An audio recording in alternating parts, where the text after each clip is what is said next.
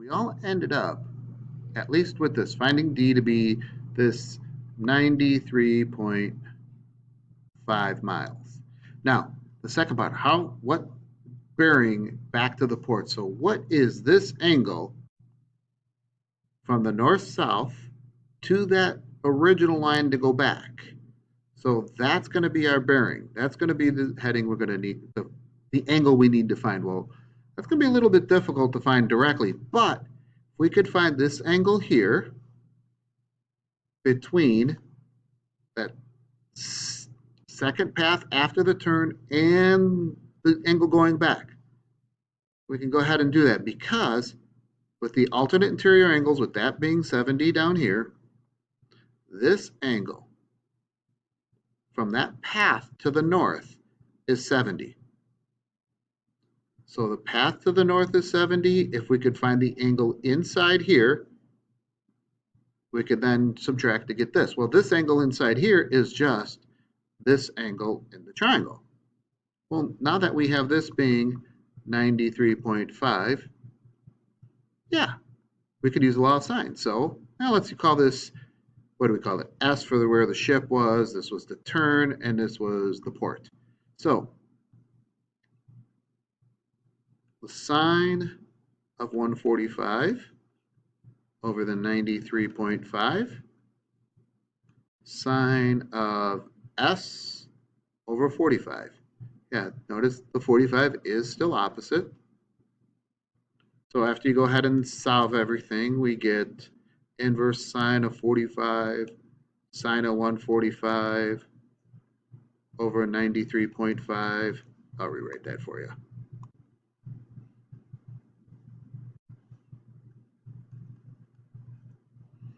Equals the angle S. So type that in.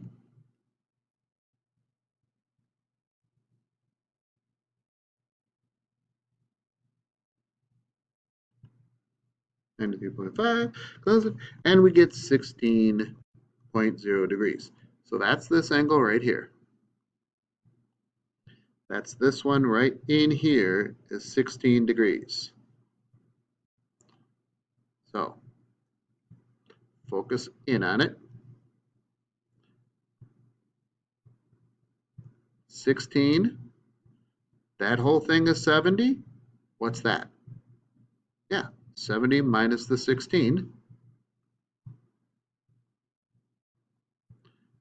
And that gets you 54 degrees. Now, this is where your format, the original was this one here. So our answer is for our bearing heading back is going to be 54 degrees. Now, from which direction, north or south? Well, that's from north.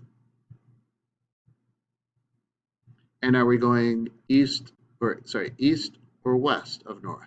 Well, got to go back east, because we went west and west. We got to better go back east, or else we'll not get back to where we started.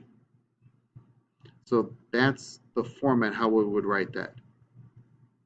Okay, so again, it's just finding that angle and subtracting from 70. So getting this angle of the triangle, which we've done multiple times before with the law of sines. Okay, 4. Again, you're going to read, you've already read through this.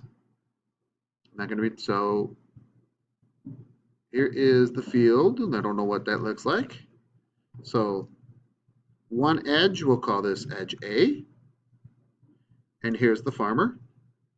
That's 185 feet. And on the other edge, let's call this B, is 245 feet. And the angle between the two lengths, so the angle from one edge to the other, from how the farmer's looking at it, is 73 degrees. Now, I don't know if this is what it actually looks like. I just decided, let's draw it that way. Because again, it doesn't have to look that way. Let the numbers tell you what to do. And we're trying to find what is that width. Again, don't have the angle on opposite sides, so guess what? We could go straight to law of cosines. So angle opposite side squared sum of the squares of the other two sides minus 2 times their product, cosine of the angle. Now this is where I like to save a little bit of time and just solve. So I'm going to square root both sides and do the simplifying all in one, so I'm not writing these bigger numbers down twice and then messing up somewhere. So 185 squared plus 245 squared, 94 250 minus 2 times 185 times 245, 9650, and then times the cosine of 73. And I'm now going to just calculate that all at once. But again, I have less times of writing this stuff down.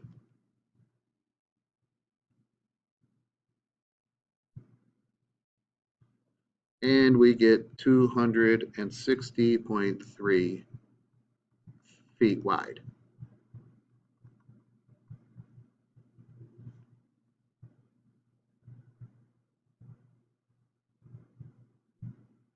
Okay, actually, if I keep reading this, it looks like this whole area is flooded. So what can we do for this bottom part, or the second part? What is the area?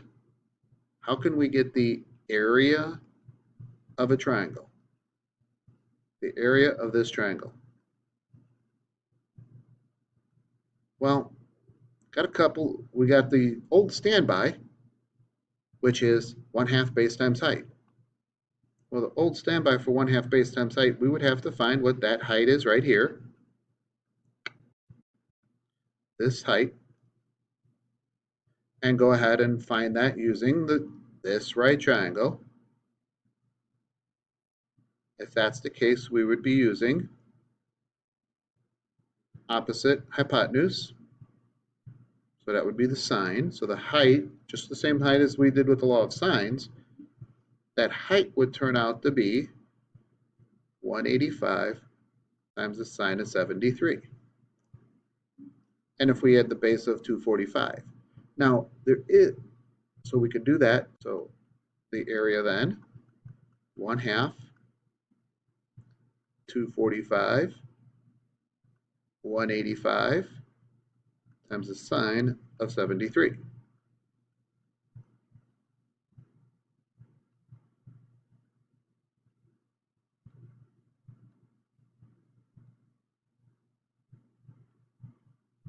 And I know it gives us 216, oops, I don't like to write so many big numbers down.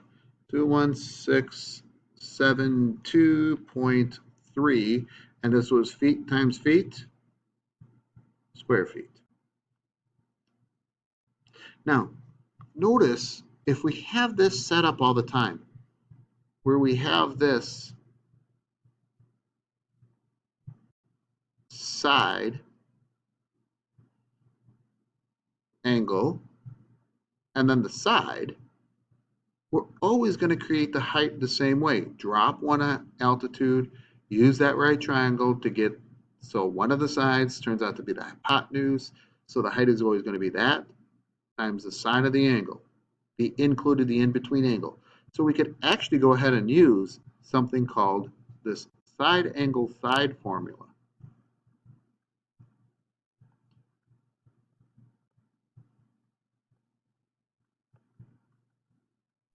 Which just says we're going to take, for the area, half of any two sides, so let's say A and B, why? Because it's a good thing, and then the sine of the included angle. Now, for the two sides A and B in the triangle ABC, the angle is going to be C. Again, think about this triangle here.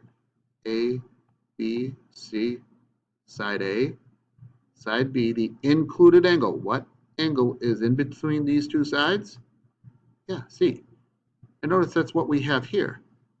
1/2 times the product of the two sides, 185, 245, times the sine of the angle.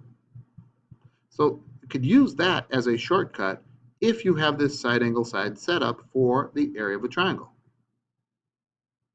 Okay, that's a little different. That's a little new. Now, the last one, area of a triangular lot. Again, so we got 125, 130, again, not necessarily to scale, and 150 all feet. Now, we could use the law of cosines to find one angle, and then we would automatically have this formula here. However, we do have a third way, a direct way. When you're given the three sides of a triangle, we could use Heron's formula. Again, this is the area of a triangle, that the area of a triangle, given the three sides, area of a triangle. So again, three sides we use A, B, C. So we're going to say S, the square root of S times S minus A times S minus B times S minus C, side C. S is called the semi-perimeter. Now some of you may think, might just be easier to use law of cosines, find the angle and be done, and use this one here, kind of thing. Okay, I can see that. Let's work through this one though. So the semi-perimeter is just what it sounds like. Semi is half of the perimeter. So the perimeter of the triangle is the sum of the sides. Take half of all that.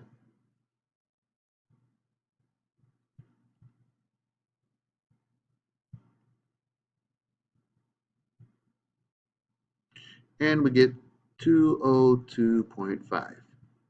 So now the area formula, Heron's formula, square root, semi-perimeter.